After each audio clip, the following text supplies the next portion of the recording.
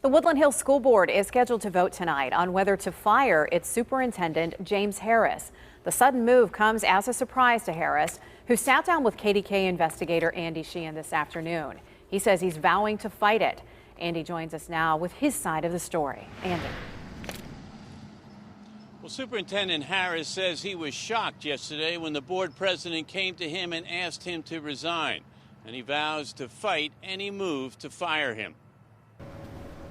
In his fourth year as superintendent, with more than a year to go, board members paid James Harris a visit yesterday and tried to show him the door. The board president, the vice president, and our district solicitor came to me on a scheduled meeting, and they wanted my resignation. Did you give it to him? No. The board members then quickly put this item on tonight's agenda, a vote to terminate. But Harris and his attorney tell me they believe the vote would be illegal without proper notice and a scheduled hearing. If the vote is yes, Harris says he'll fight it. This is my fourth year. I've received 3 positive evaluations. I've never had a verbal or written reprimand for anything. I've never even had like a sit down saying, hey, you need to do this better.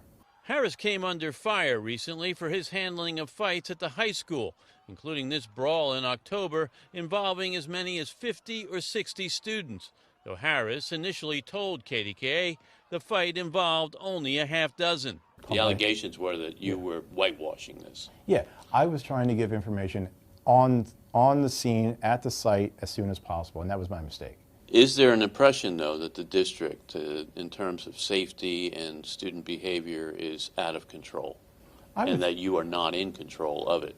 I would think so, through social media. Harris calls it a misimpression and says under his leadership, academics and finances have improved, and believes the district could stay on an upward trajectory if he stays. I've never been told that my performance is inadequate to run this district. Now, with this vote, the board would try to terminate the contract and pay Superintendent Harris a year's salary to leave. The vote comes up with the board meeting at 7 o'clock. Reporting live in North Braddock, Andy Sheehan, KDKA News. Thanks, Andy.